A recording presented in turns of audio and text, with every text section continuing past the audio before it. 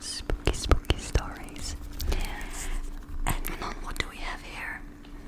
We have some very, very sweet and delicious, I hope, marshmallows.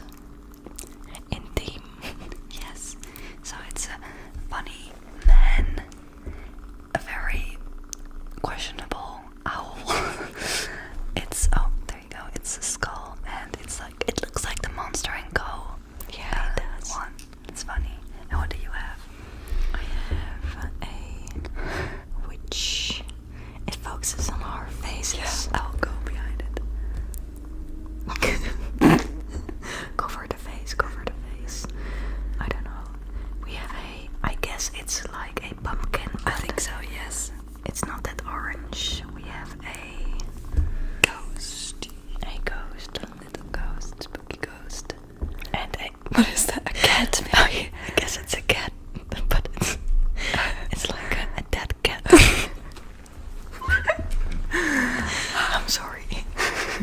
So we have in front of us some spooky Reddit stories. Yes. So I hope you are very comfortable and a little spooked, or we will make you a little spooked. Yeah.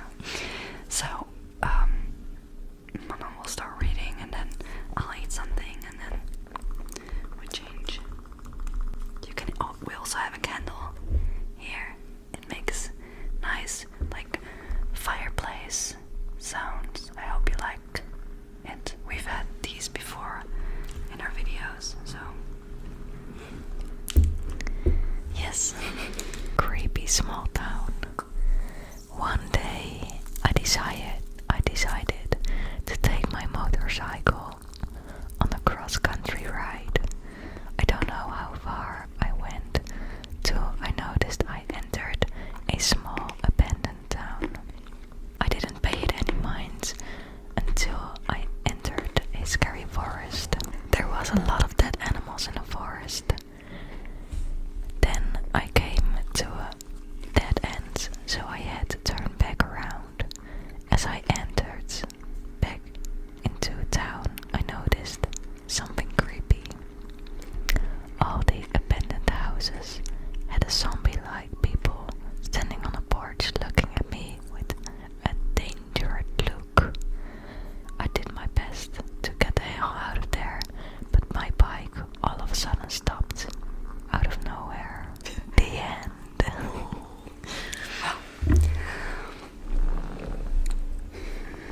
That sounds creepy. Alright. The scariest thing I've happened while camping. So I live in Eastern Oregon, and my mom lives in Western Oregon. I went to visit her for the summer, and she's very outdoorsy, so we decided to take the 1-hour drive from the city to the coast. We end up at this free campsite at the top of this hill, huge foothills on the coastal mountains, but 25 minutes drive from the top where the campsite is to the bottom where the main road was. And we were the only campers there. We relaxed for the rest of the day, made food, etc. A truck full of men drive up the hill and talk with my mom. I don't know what about, wasn't suspicious at the time, and they leave us. Fast forward to the middle of the night. I wake up to my mom sitting straight up in the tent. I wake easily, so I heard her gasp and it woke me. As soon as she saw I was awake, she put her hand over my mouth because I was starting to ask her what's wrong. It was dead silent, and all of a sudden you hear footsteps right beside the tent. The little flap that covers the zipper was even moving. Thankfully my mom has quick wits and said very loudly, "Kenny, grab the gun. Kenny is my dad. Although that doesn't matter, and mind you, he was not there. Just us girls, like I previously said. They left, no harm was done. Thank the Lord for my mama." Oh my god, that's scary. That's very scary. Yeah. Imagine that happened to you.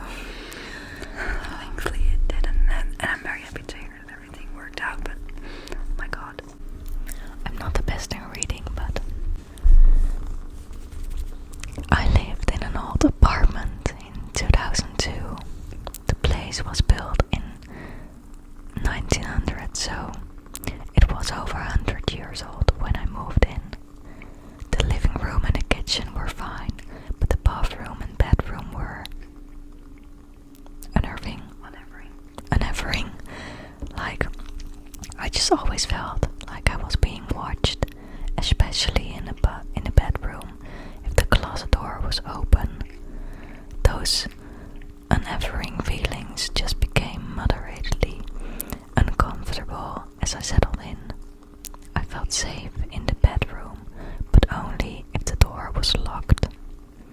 One night, I was dead asleep when there was a loud bang on my bedroom door.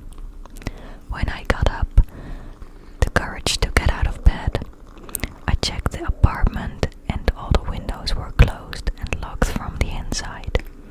The door still had the chain secured. No one was in there. I mentioned the closet in the bedroom. I never liked going in there, and I never liked if the door was open. For some reason, in my head, I would hear gasping noises, so for that reason, the door stayed closed.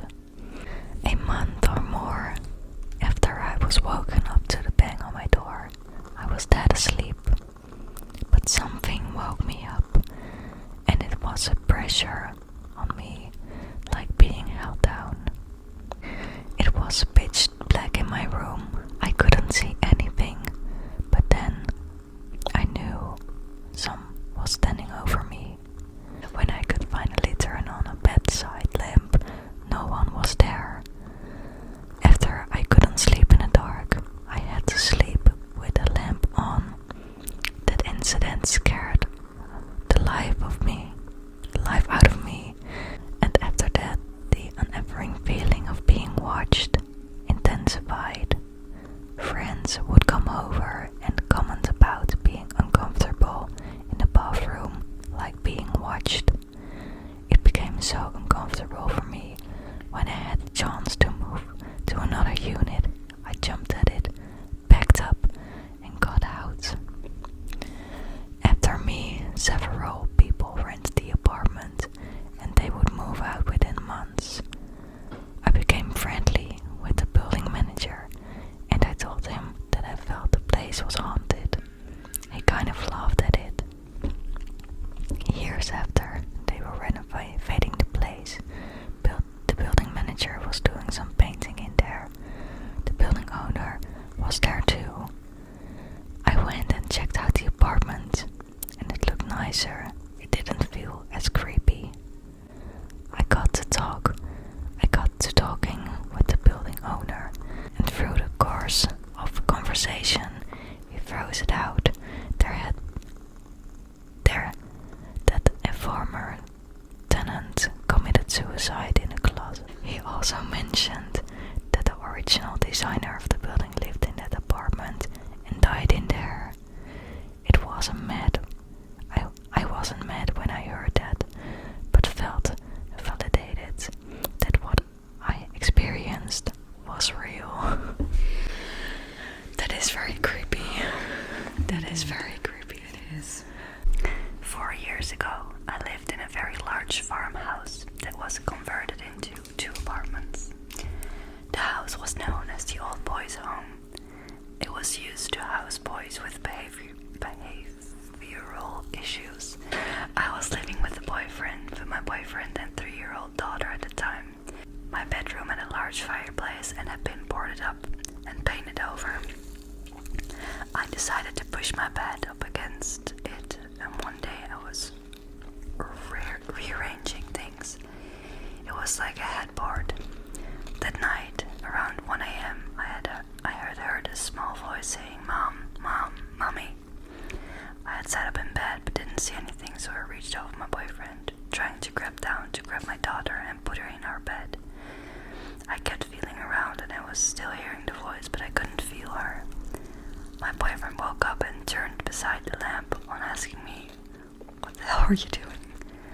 I explained that Amelia was trying to get in our bed and I was reaching for her. There was nobody there. My daughter was sound asleep in her room. Then the next night came. Around 1 a.m. again, my dog had started to whimper at our door, so my boyfriend got up and to take him outside. You know that feeling in bed when someone lies down next to you, where the bed pushes in and there's warmth in your back? I feel that, so I assumed my boyfriend had come back to bed. I rolled over and my boyfriend wasn't in the bed. The pressure. Whatever was laying next to me has gotten up in that second. I moved my bed the next day to the other side of the room, and I never had another incident in the 2 years I remained in that house. That's really weird. Yeah. Oh my god. I can't imagine that people really go through this. It's scary. When I was in high school, my uncle would throw me a couple bucks to help babysit his kids with my aunt. They lived in a 2-story house by the water, nice area. The kids were about 3 and 6. One day I was sitting in their den on my phone when I started to hear a baby crying. Thinking it was the 3-year-old, I headed to the bottom of the stairs to check and see if my aunt was up there dealing with it. I called for her a couple of times with no response. The baby kept crying. I called for her one more time, and when I got no response, I started walking up the stairs. Then I heard my cousins and aunt playing outside. All the hairs on my body stood up, and I literally felt a chill run down my spine. I quietly turned around, walked down the stairs, got in my car and drove away. The baby was still crying when I closed the door behind me. A few years later, I was drunk at a family party and told my uncle the story. He told me that he and his wife used to hear the baby too, and apparently the previous owners had a kid die in that room upstairs. He's uber Catholic and had a mass said for the baby. He said after that it never happened again. Still gives me the willies. Still gives me the willies when I talk about it though. Did you ever hear a baby cry? No. Yes, but it was a real baby. Yeah. I tell this story a lot, and no one ever believes me, but I know what I saw. I was staying at my grandparents' for the summer when I was 14. It was 11 p.m. and I was thirsty. Go out to the kitchen and see who I thought was my granddad sitting in his table eating a sandwich. I said hello. I grabbed a glass of water and headed back to my room. My grandfather comes out of his room and asks who I was talking to. I turned around and no one was there, and it freaked me out still to this day. Well, I could understand. Me too. Have you ever had a scary thing happen to you? Yeah, do you want to tell?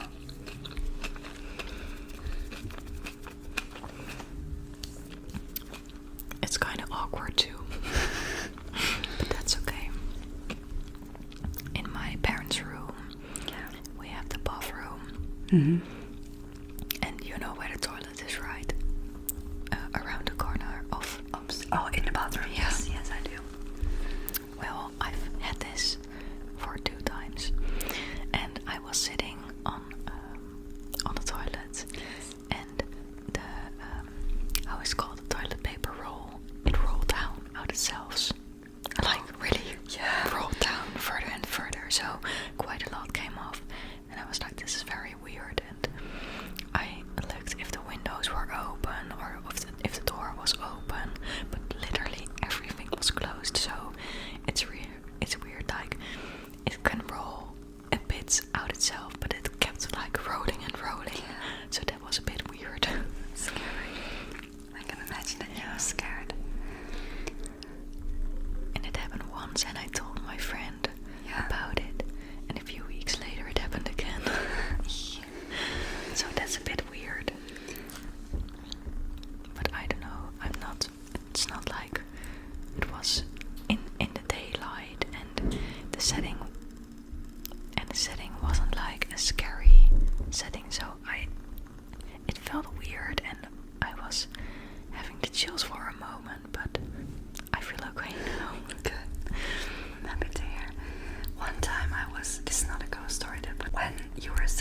parents' house. I drove my bike. Was I with the bike? I think I was. I'm not sure. I think I was on a bike. And I went to my other friend's house. So with the bike, I was driving through this city thing. And there was a man that said hello taxi to me, like I was his driver, like, oh, super funny. And I was calling my mom and I was telling her, like, oh, this meant, like, it was late at night, so all these people were drunk probably, but I didn't mind or I didn't pay attention. So then I went at their house and I got in from the back, and I came in and the whole house was dark, but there were very big windows in front.